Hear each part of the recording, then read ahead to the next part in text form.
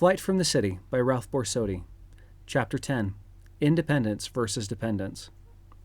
It is a simple dictate of the heart which says, if a man is hungry, feed him. If he is naked, clothe him. If he is homeless, shelter him. But it is a dictate neither of the heart nor of the head, which says, if a man is unemployed, support him. Yet in one way or another, most of what is being done to relieve the distress and suffering of the millions who are unemployed as a result of the Depression amounts to nothing more than that those who are employed shall support those who are not. Most relief and most plans for relief are merely measures for supporting, or tiding over, the unemployed for that indefinite period of time which they will have to spend looking for work or waiting for work to turn up. That home relief and food tickets and bread lines are measures for supporting the unemployed is obvious. It is not so obvious, but it is nevertheless the same thing, to make work for them, that is, to invent such works as cleaning the parks of a city as a mere excuse for doling out cash to them.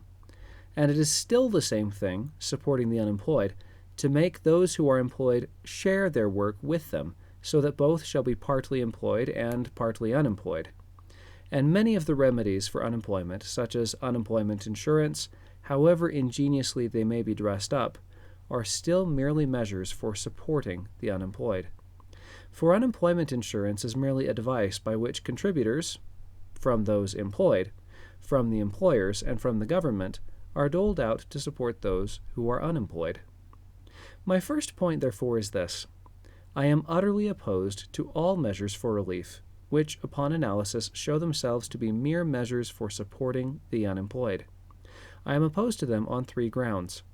First, because they are evasions of the problem of the unemployed. They are not solutions of their problem. The public gives for relief, and the public pays taxes for relief, and the public hopes, just like Mr. Micawber, that something will turn up to end the Depression and that the problem will then vanish. Secondly, I am opposed to mere support of the unemployed because of the financial drain which such support inflicts upon their friends and relatives to whom they first turn, to the financial drain which it puts upon industry, to whatever extent industry and commerce try to support them, and to the drain upon taxpayers to whatever extent municipal and state and national funds are used to support them. Finally, I am opposed to them because they are demoralizing to the unemployed. They break down their self-respect. They destroy their sense of responsibility and self-reliance. In short, they pauperize them. There is, however, in my opposition to supporting the unemployed, and what I said in the beginning about the imperious duty of feeding the hungry, clothing the naked, and sheltering the homeless, no contradiction. What we do for the temporary assistance of unfortunate fellow creatures, particularly when their misfortune is not of their own contriving, is true charity. I do not like the word charity, though it is the only one that I can think of in this connection. For this sort of assistance is really a species of hospitality. When we give this sort of temporary assistance, we are only doing, indirectly, what used to be the universal custom for us to do for every stranger who knocked at the doors of the pioneer homesteads of America's past. But if we are not to support the unemployed, beyond giving them what I have spoken of as temporary assistance, then what are we to do for them at this time? I have an answer for this question, and unlike most of the answers to it, it is so completely the obvious answer that I dare not state it until some sort of background for it has been prepared. For my answer cannot be fully appreciated, it cannot be fully understood, its complete practicality cannot be realized, until we have first thought through completely what the problem of unemployment really is. We have in this country at present about 15 million men and women formerly employed who are today unemployed. In the aggregate, this army of ex-factory workers, ex-farm laborers, ex-railroad workers, ex-office and store workers has created such a stupendous and complex problem that it is easy for us to forget that in its fundamentals, the problem of every one of these 15 million human beings is exactly the same. If we consider it from the standpoint of the individual unemployed workers, we shall avoid the danger of being deceived by the sheer size of the problem. Now, if we consider it this way, here is what we find. John Doe, who was formerly employed, perhaps in an office, perhaps in a factory, is now no longer employed by that office or that factory. What is more, he cannot find employment in other offices or factories. What now is the difference in John Doe's situation before unemployment and after? Before unemployment, and while he was still employed, he received every day a certain sum of money as wages or salary for the time he spent working for the firm which employed him. John Doe, if he was the breadwinner of a family, took this money, and with it his family bought food and clothes and entertainment. They paid for housing in the form of rent, or if they owned their own home, in the form of taxes or interest, and they paid the installments on debts which they had contracted in buying their furniture, their automobile, their home, and if they were thrifty, they saved a part of the pay for a rainy day by depositing it in a savings bank, paying for insurance, or in some cases actually investing it in stocks and bonds. After unemployment, John Doe no longer received any wages or salary. If the family had been fortunate and thrifty up to that time, and had accumulated something in the way of savings, these savings were drawn upon to meet current expenses.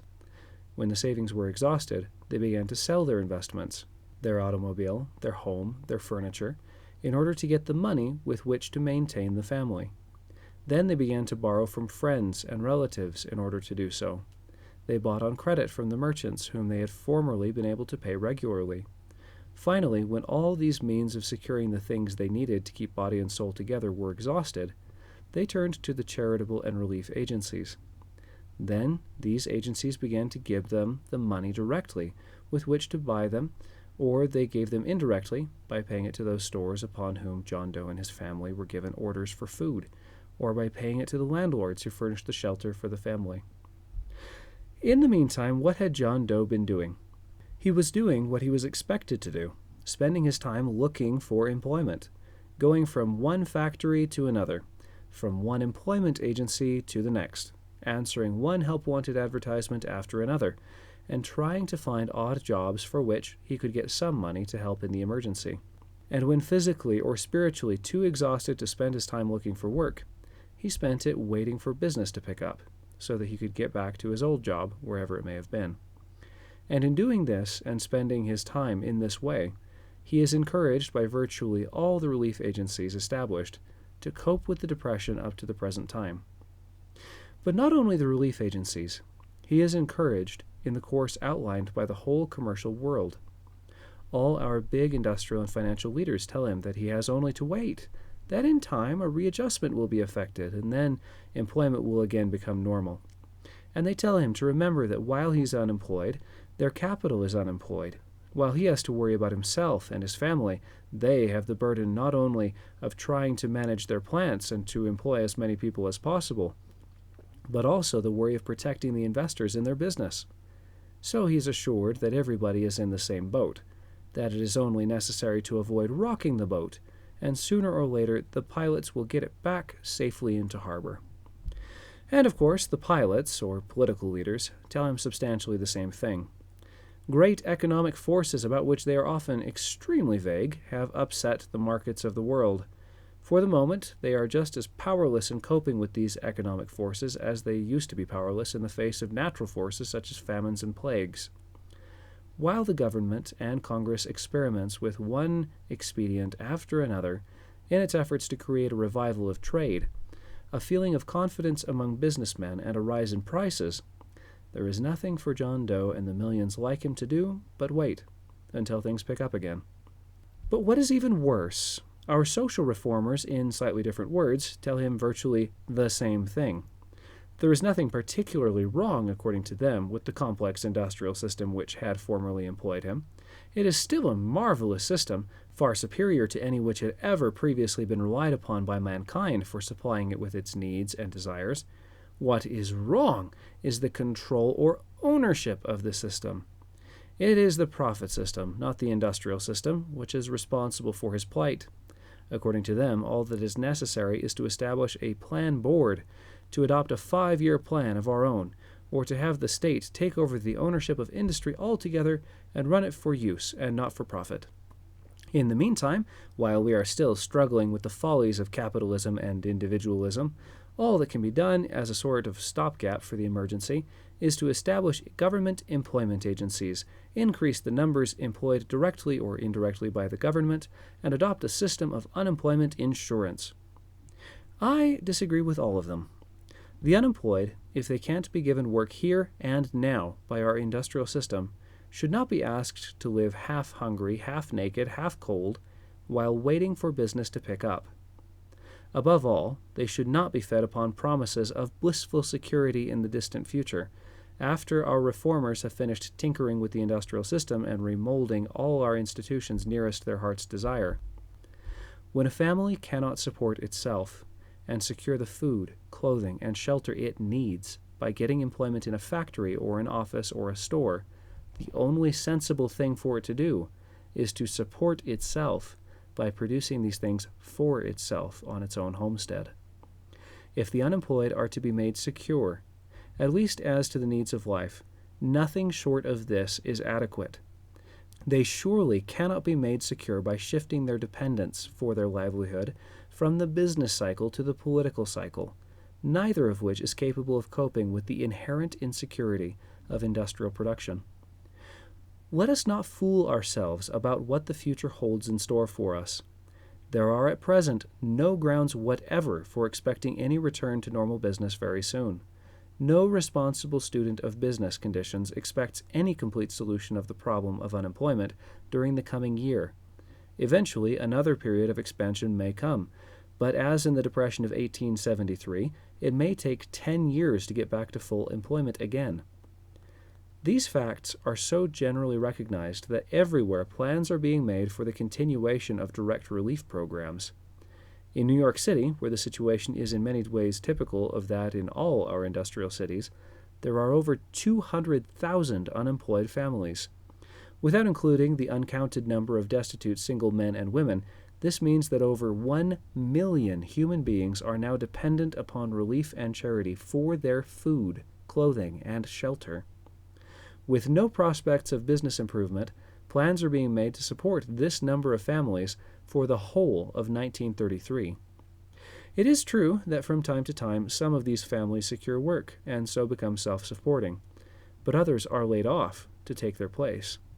The same issue of the New York, which carried a story about a slight improvement in business in the fall of 1932, carried another story about the laying off of 2,800 men by a single corporation in New York City.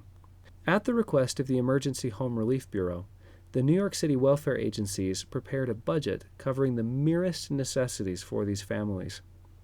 On the basis of that budget, the taxpayers, the contributors to relief funds, and the relatives of the unemployed are faced with the appalling problem of raising $161,370,000 for the support of these families for the single year of 1933. Now, what does this sort of relief mean to the individual family?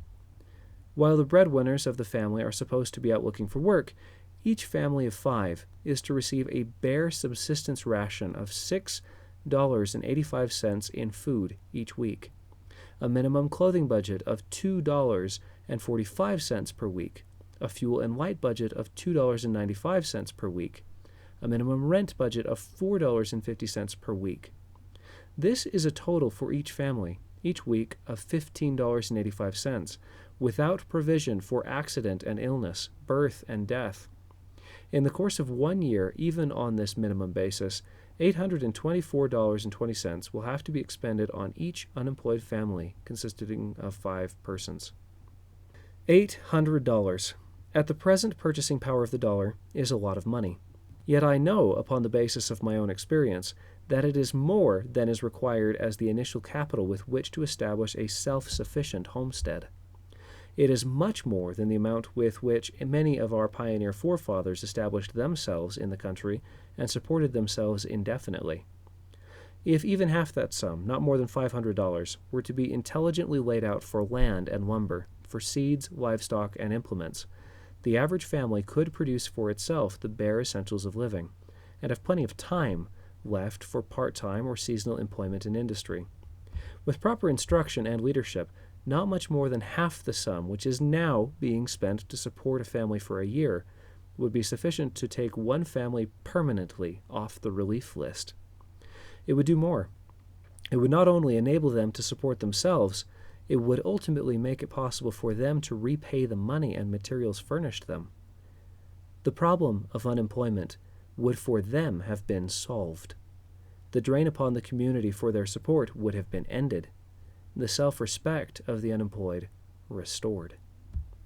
We have raised hundreds of millions already for unemployment relief. Since we have used it merely to support the unemployed, we now find ourselves face to face with the necessity of doing the same thing over and over again. Instead of spending more and more millions to support the unemployed, while the Depression is dragging its weary way over the years, why shouldn't we use the public's will to give to enable the unemployed to support themselves? Why shouldn't we furnish them land, tools, lumber, seed, livestock, wool, leather, raw materials of all kinds, to enable them to establish themselves once again in the homesteads which they should never have abandoned, as many of them did perhaps generations back? Above all, while doing so, let us use our universities and our social agencies for the purpose of guiding and instructing those of them who may have forgotten or never learned how to wrest the necessities of life directly from their own land and their own efforts. We should not only relieve them temporarily. If we did it on a sufficiently large scale, we would end the problem of unemployment for the whole country, and end it permanently. For 100 years, America has been developing its factory system. Year after year, we have been building up our cities. Steadily, we have been shifting our population from the country, where they used to at one time support themselves, into cities, where they became wholly dependent upon industry for their livelihood. And while doing this, we have boasted about the glorious conquests of the machine age. The machine age was shortening the hours of labor. It was annihilating space and enabling us to fly. It was furnishing even the humblest of us magical amusements, pictures which moved and talked, radios which brought song and speech on the waves of the air. Yet today, millions of the beneficiaries of this machine age are no longer worrying about maintaining the high standard of living about which we have been boasting. They have lost their aspirations for two-car garages and new models each year. They are no longer trying to keep up with the Joneses. We have dotted the landscape with our factories. We have filled the cities with skyscrapers. We have covered the continent with a network of rails and roadways. But in spite of all these things, we have been unable to furnish the American people security, even as to such bare essentials as food and clothing and shelter. During the Depression of 1837, they were told that the Central Bank of the United States was responsible for the country's depression, so they abolished it. During the Depression of 1854, they were told that the state banks and their wildcat currency were responsible for the country's depression, so they established national banks and a national currency. During the Depression of 1907, they were told that the lack of a central banking system was responsible for the country's depressions, so they established the Federal Reserve System. Today, they are being told that the lack of balance between production and consumption is responsible for the country's depression, and that economic planning will end the country's depressions. During the last few years, they have read endlessly in books and magazines and newspapers about the wonders of the Russian 5-year plan. They have been told that planning was not only the way out of the depression, but also the way to security and a better way of life. Once again, they are pricking up their hopes. Once again, they are asking themselves whether at last the doctors haven't found the one thing which will tame the machine age and furnish the country the security it has long been denied. But suppose they establish a plan board for industry. Suppose America adopts a 5-year plan of her own. Suppose it tries out economic planning. It has tried nearly everything else. I have no doubt that it will try planning too. And then it shall be once again disappointed. After all, the planning board will have to be composed of human beings, and human beings are all too human. They make mistakes.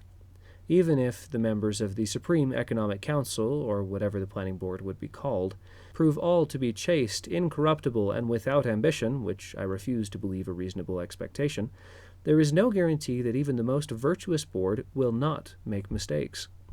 The Russians, in spite of their revolutionary zeal, have made them. Their 5-year plan called for the socialization of agriculture. Farming was to be mechanized. Farming was to be collectivized. The little, inefficient farms of the peasants were to be merged into giant, efficient farms run by machinery and transformed into wheat factories. Within a year and a half from the time they started to carry out their plan, the Russians socialized more of these farms than they expected to take over in 5 years. The plan was hailed as a tremendous success, not only by the Russians, but by the advocates of planning everywhere in the world. But, unfortunately, something went wrong. The planners miscalculated. With that sublime indifference to the human equation which they borrowed from engineering, the Goss plan overlooked how the peasants would react to this appropriation of what had been their personal property. During the process of converting the little farms into giant farms, millions of horses and cows and pigs and chickens were slaughtered by the peasants, who couldn't see eye to eye with the agents of the Soviet. Within a short time, not only was there a shortage of meat for the table, there were no horses for plowing and cultivating and harvesting. The effect upon food production was cumulatively bad. Today, in spite of their 5-year plan, in spite of their pathetic faith in the efficacy of socialism, the whole of Russia is on a starvation diet. True, some sections of the population, the proletariat, are especially favored. But then, so are certain sections of the population with us, only we call them the rich. And as for the unfortunate fact that with us some of the unemployed are subjected to inhuman suffering, the Russians match that by subjecting the kulaks, the nobles, and the clergy to similar inhuman suffering. The truth of the matter is that neither the things proposed in previous depressions nor the economic planning proposed in this one is capable of ending the insecurity from which we suffer. Insecurity and industrialism are Siamese twins. You cannot have one without having to accept the other. Insecurity is the price we pay for our dependence upon industrialism for the essentials of life. A very old biblical story makes it clear that when one man becomes dependent upon another for the opportunity to secure the food with which to keep himself alive, he may be forced to sacrifice his birthright of freedom and happiness. Isaac, it will be remembered, was a wealthy man. He had rich lands, large flocks, and many servants. Esau was his oldest son and favorite. Custom made him his father's exclusive heir. But he was a reckless hunter, while his more conservative brother Jacob, who coveted Esau's birthright, was a farmer. The story of what happened to Esau, as the Bible tells it, run as follows. And Jacob had pottage, and Esau came from the hunt, and he was faint.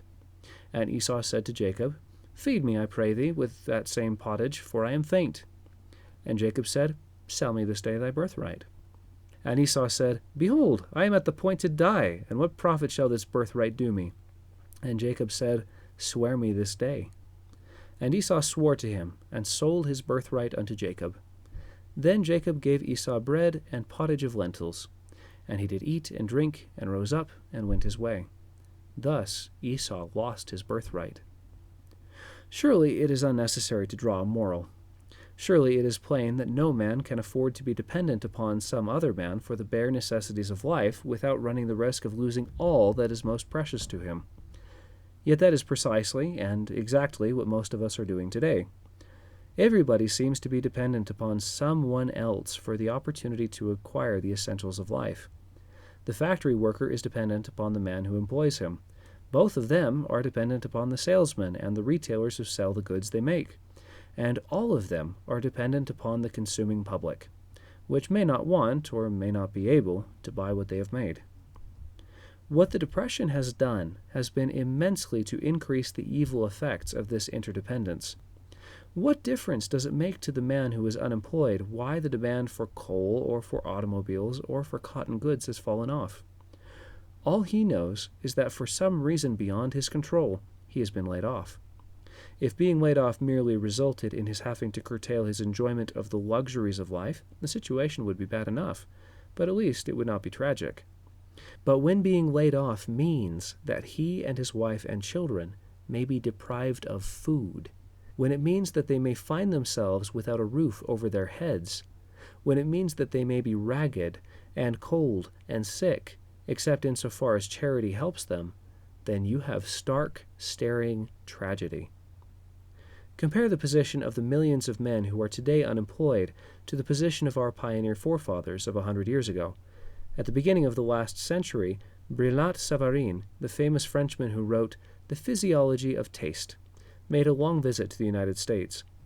In the 4th chapter of his book, he tells the story of a visit of several weeks which he made to a farm which is now within the densely populated region of Hartford, Connecticut.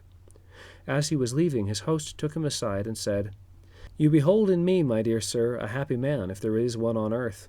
Everything you see around you, and what you have seen at my house, is produced on my farm. These stockings have been knitted by my daughters. My shoes and clothes came from my herds. They, with my garden and my farmyard, supply me with plain and substantial food. The greatest praise of our government is that in Connecticut there are thousands of farmers quite as content as myself, and whose doors, like mine, are never locked." Today the farm on which that happy man once lived is cut up into city streets, and covered with city buildings. The men and women of Hartford no longer produce their own food, clothing, and shelter. They work for them, in stores and offices and factories. And in that same city, descendants of that pioneer farmer are probably walking the streets, not knowing what to do in order to be able to secure food, clothing, and shelter. End of chapter 10. End of Flight from the City by Ralph Borsodi. If you have enjoyed this recording, please consider studying more of the homesteading movement. It'll be worth your time.